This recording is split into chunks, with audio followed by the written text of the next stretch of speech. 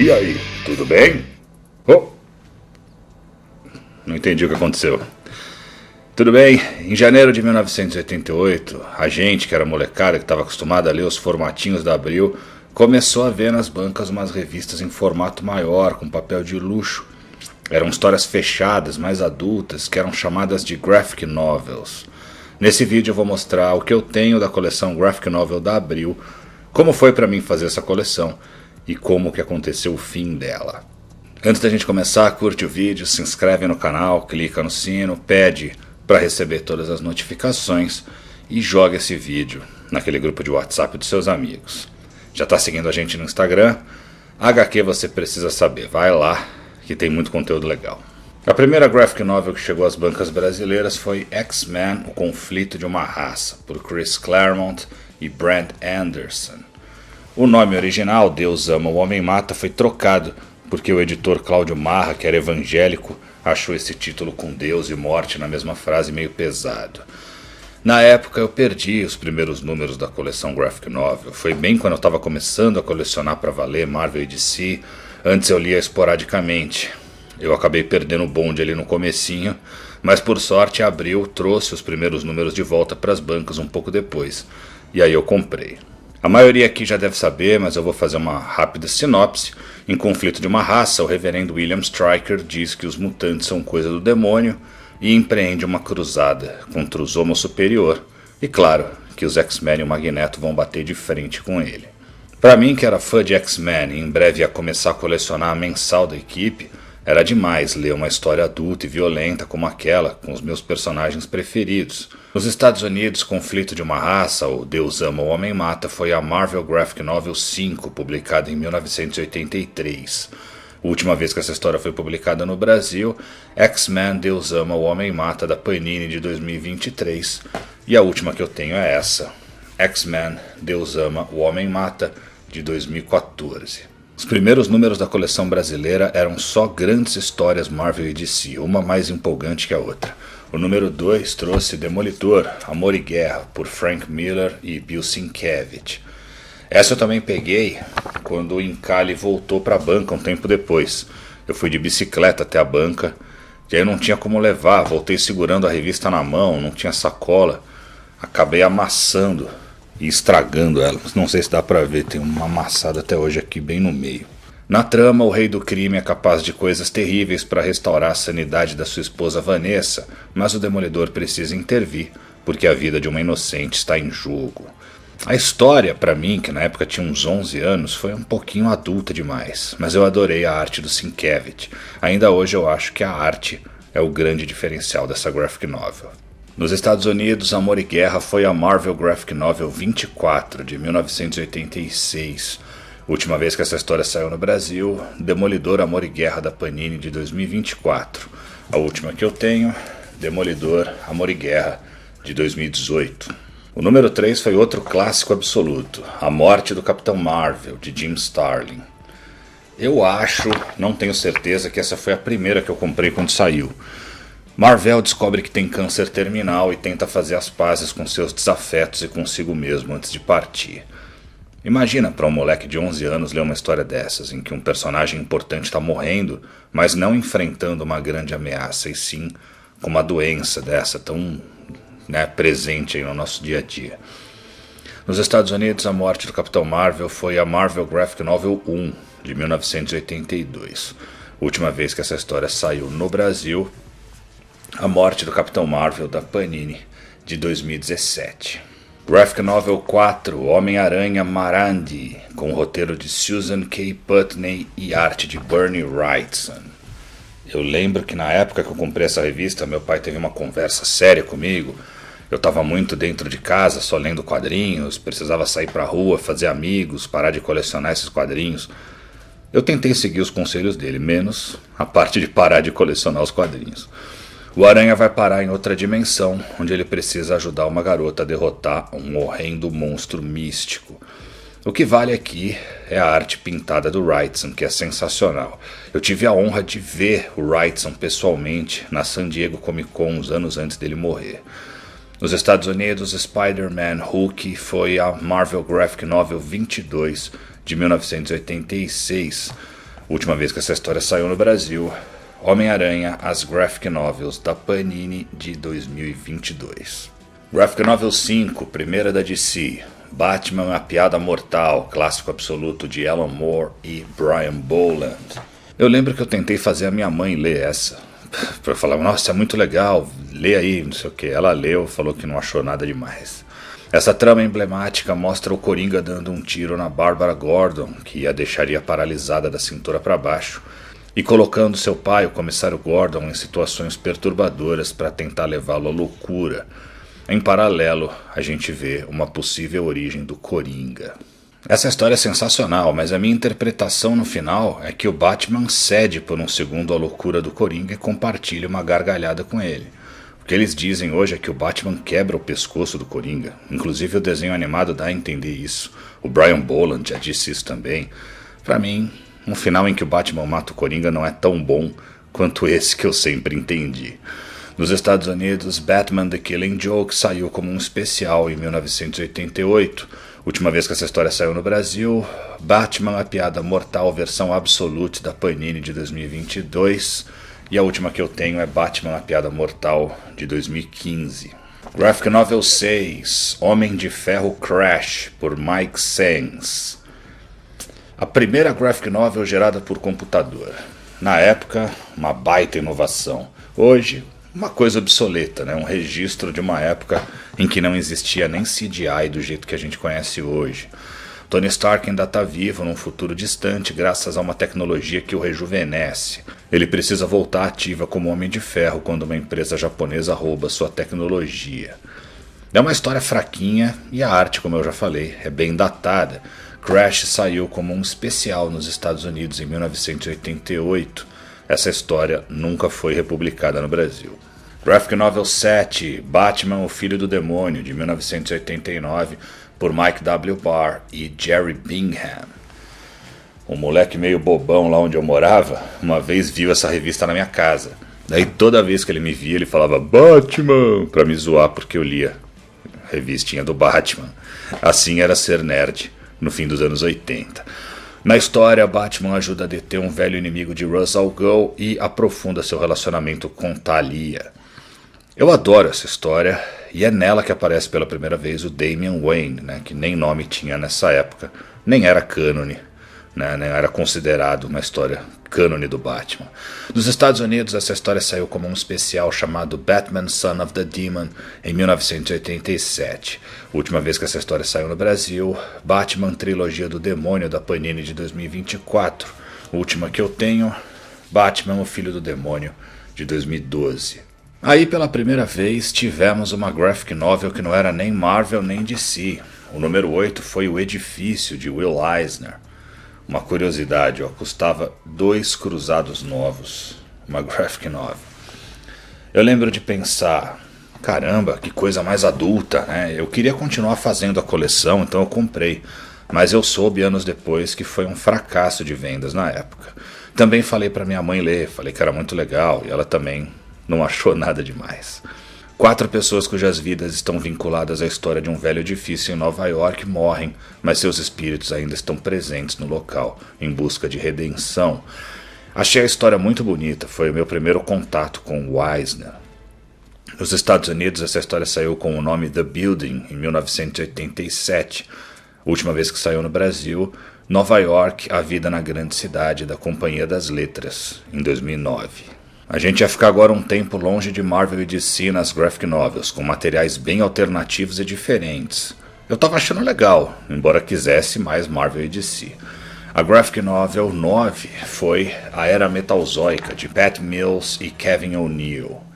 A história se passa num futuro distante em que máquinas e inteligências artificiais se tornaram animais robóticos que oprimem o que restou da raça humana. Eu lembro que eu gostei bastante da premissa, muito criativa. Nos Estados Unidos, a Era Metalzoica foi a DC Graphic Novel 6 de 1986. Essa história nunca foi republicada no Brasil. Graphic Novel 10, Void Indigo, por Steve Gerber e Val Meyerick. Muita gente, inclusive eu, não entendeu direito o porquê dessa história ter sido publicada.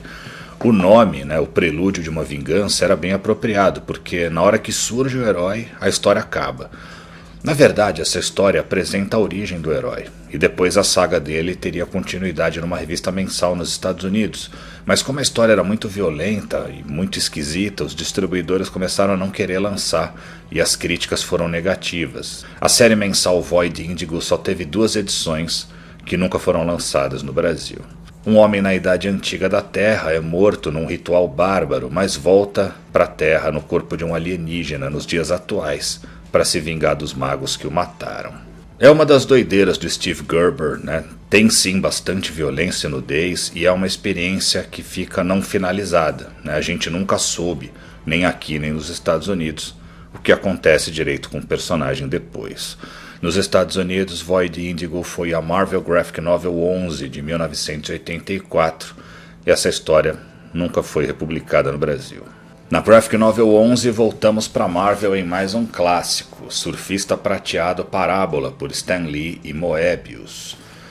Uma vez uma prima minha precisava de uma história para um trabalho de escola, nem lembro bem o que era. Aí eu contei essa história de Parábola para ela, para as amigas dela lá, sem dar nome para os personagens. Elas adoraram a história sem nunca ter sabido que era uma história do surfista prateado. Um falso profeta tenta usar a figura do Galactus como se fosse um messias, um salvador da Terra. O surfista, que sabe o real intento do Galactus, tenta convencer a humanidade de que não devem ouvir o tal profeta, mas vai ser difícil convencer a raça humana. A história e a arte são muito boas, e se você é daqueles que fica repetindo que o Stan Lee não sabe escrever, que não faz nada, lê essa história. Nos Estados Unidos, Parable foi publicado originalmente como uma minissérie em 2 partes em 1988. A última vez que essa história foi publicada no Brasil, Grandes Tesouros Marvel Parábola da Panini em 2023. A última que eu tenho, Surfista Prateado Parábola, de 2014. Graphic Novel 12, Rocketeer, por Dave Stevens. 2 anos depois que saiu essa Graphic Novel, estreou o filme Rocketeer, e a minha avó me pagou uma viagem para Disney. Naquela época, não tinha quase nada de filme de super-herói, então esse aí foi o super-herói do cinema da época. Eu voltei de lá da Disney com uma camiseta do Rocketeer e um lápis, que nem esse aí, ó, com o Rocketeer voando na ponta. Cliff Secord é um rapaz que nos anos 30 descobre um foguete que, preso às suas costas, lhe permite voar. Vilões tentam roubar o foguete dele, e ele passa a agir como uma espécie de herói local. Eu gostei da HQ, principalmente dos desenhos e de como o Stevens adaptou a pin-up da vida real, né, a Betty Page, para ser a namorada de Cliff, a Betty. The Rocketeer foi publicado nos Estados Unidos em 1985, e essa história nunca foi republicada no Brasil, pelo menos não que eu saiba. Graphic Novel 13, voltamos para Marvel, mas não com personagens conhecidos, em A Bandeira do Corvo, com roteiro de Alan Zelenetz e arte de Charles Vess. Um jovem guerreiro asgardiano quer ter uma morte honrada para ir para o Valhalla. O Thor e os 3 guerreiros só aparecem rapidamente na história. Eu nunca me conectei muito com essa história, eu achei um pouco cansativa de ler, mas a arte é muito boa. A Bandeira do Corvo foi a Marvel Graphic Novel 15 de 1985, e essa história nunca foi republicada no Brasil.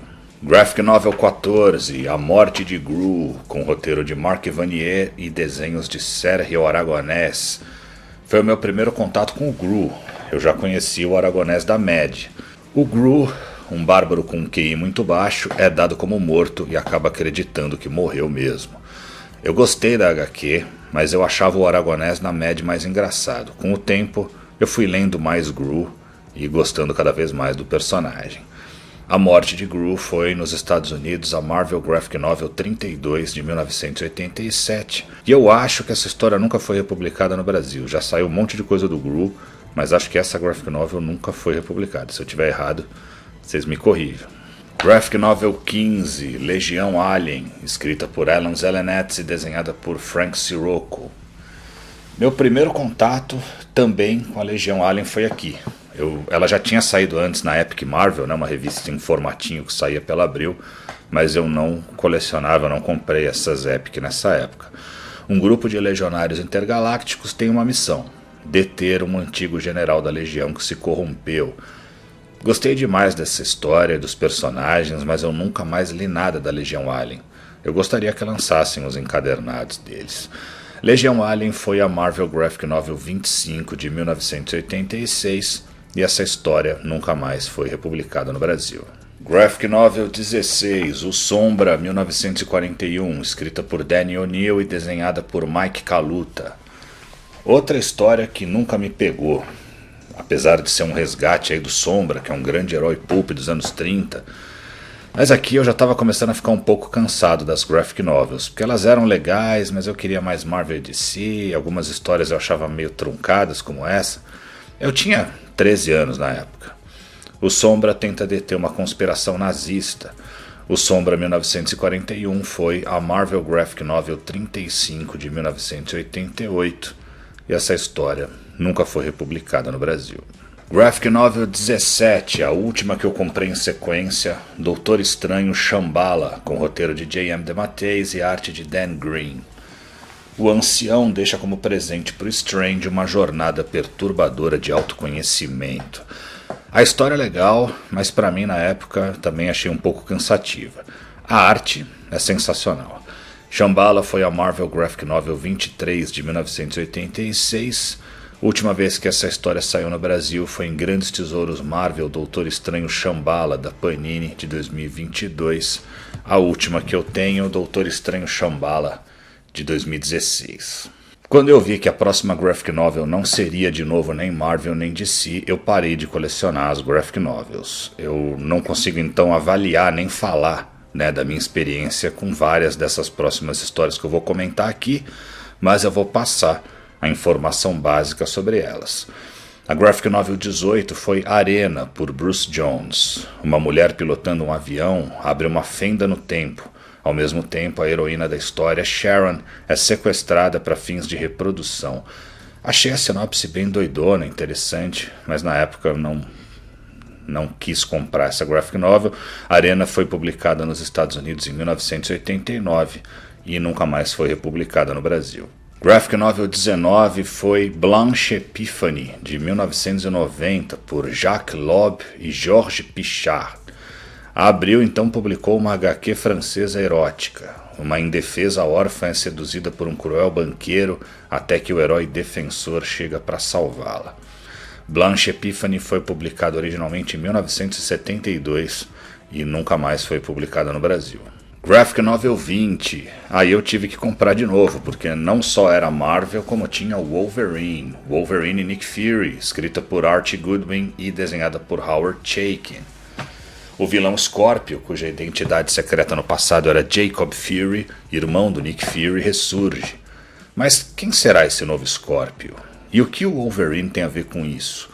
Eu acho a história e a arte muito legais. Wolverine and Nick Fury Scorpio Connection saiu originalmente nos Estados Unidos em 1989. No Brasil foi republicado pela Panini em Wolverine e Nick Fury Conexão Scorpio em 2023. E essa foi a última graphic novel dessa coleção da Abril que eu comprei. Mas a coleção continuou por mais um tempo. A edição 21 foi outro clássico, Blueberry, por Jean-Michel Charlier e Moebius. Apesar de hoje o Pipoque Nanquim ter tornado o Blueberry popular de novo por aqui, nessa época também não vendeu bem. Blueberry fica amigo de um janota chamado Craig e os dois se unem contra o Major Bascom, que busca a glória às custas dos índios. Essa história do Blueberry, Forte Navarro, foi publicada originalmente a partir da revista francesa Pilote 210 de 1963. Saiu pela última vez no Brasil em Blueberry 1 da Pipoque Nanquim em 2023. Graphic Novel 22, Viet Song, HQ espanhola por Manfred Sommer. Frank Capra, correspondente de guerra, cobre os horrores da Guerra do Vietnã. Viet Song saiu originalmente em 1989 e nunca mais foi publicada no Brasil. Graphic Novel 23, Inimigos Comuns, outra espanhola, com roteiro do argentino Jorge Zentner e arte de Rubén Pelleiro. Dieter Lumpen está viajando num balão que é roubado por terroristas e se vê em uma grande enrascada. Essa história saiu originalmente na revista Simoc 72 de 1987, nunca mais foi republicada no Brasil. Graphic Novel 24, Dead End, HQ francesa por Bernard Sierre. Uma história no ar em preto e branco com crime, violência e mulheres fatais. Dead End saiu originalmente em 1990 e nunca mais saiu por aqui.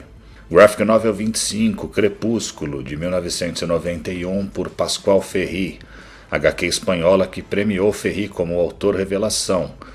Um escritor recebe desenhos de alguém que retrata mulheres morrendo de formas terríveis, mas esses assassinatos começam a acontecer na vida real. Crepúsculo foi publicado originalmente em 1989 e nunca mais saiu no Brasil. Graphic Novel 26, Mundo Cão, do espanhol Miguel Ancho Prado, acho que nunca mais saiu por aqui também. Graphic Novel 27, Wallaye, do espanhol Rano, nunca mais saiu também. Graphic Novel 28, Pichotes, de 1992, por Arnaud Dombré e José Luis Bouquet.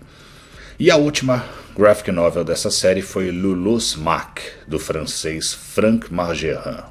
Como vocês viram, a Abril tentou enveredar por histórias mais adultas, trazer material europeu, mas a galera na época não aderiu e a coleção graphic novel acabou em junho de 1992. Eu também fui um dos moleques que parou, que queria mais Marvel, e meu desejo foi atendido com a coleção Graphic Marvel, mas a gente fala dela outro dia. Não vou entrar aqui no mérito, né? O que é mais legal, material europeu, tem gente que fala, né? Ah, agora eu sou adulto, então eu leio material europeu. Pessoal, leia o que você está afim de ler, goste do que você está afim de curtir. Acho que toda HQ deve ser lida, né? Então, hoje em dia talvez eu tivesse continuado a comprar, não sei, né? A gente também tem que ver o que cabe no nosso bolso, então naquela época foi isso que rolou e a coleção não foi pra frente. Antes da gente terminar, eu queria mostrar como curiosidade alguns títulos da Marvel Graphic Novel que saíram lá fora e nunca foram publicados no Brasil e que têm importantes personagens Marvel como protagonistas. Dá uma olhada, não sei se vocês conhecem todos esses títulos. Dazzler, The Movie, Cristal, o filme. Tem uma graphic novel com essa história, que seria o filme da Cristal, que até é mencionado em algumas histórias dos X-Men. Nunca saiu por aqui. The Aladdin Effect, o efeito Aladdin, estrelando Tempestade, Mulher Hulk, Vespa e Tigresa. Emperor Doom, Imperador Destino, estrelando aqui os Vingadores. Thor, I Whom the Gods Would Destroy, Eu a quem os deuses destruiriam. Cloak and Dagger, uma graphic novel do Manto e a Adaga. E Hercules, Prince of Power, Hércules, Príncipe do Poder. Olha quanta coisa que a Panini podia resgatar, né? Tudo bem, pode ser que não tenha sido publicado no Brasil esse material porque não é tão bom, mas tanta coisa que não é tão boa está sendo resgatada, por que não isso? Pessoal, quer ter mais destaque aqui como fã do canal? Entra no nosso clube de membros, é só clicar no botão Torne-se Membro ao lado do botão de inscrição que eu te dou mais detalhes. Essa galera aqui já está tendo vantagens exclusivas, vários deles ganharam quadrinhos. E o pessoal está apoiando o canal porque curte aqui o conteúdo do HQ, então corre, torne-se membro. Por hoje é só, nas próximas semanas, semana que vem tem um vídeo especial, Batman, Bob Kane e Bill Finger, os criadores do personagem e as injustiças que o Finger sofreu por anos. Eu vou conversar com o Eduardo da Silva Pereira, que escreveu um livro que conta toda essa história. Depois tem uma estreia, Formações Autores John Byrne. Vamos lá, voltar com o quadro Formações e mostrar toda a trajetória do Byrne, né, quais personagens Marvel e DC ele desenhou cronologicamente até o ano 2000. Depois tem a Epic Collection do Demolidor caindo em desgraça. Vamos fazer um preview de que histórias estão nessa Epic. E em breve a HQ que eu li e o filme que eu vi, Coringa Delírio A2. Até lá!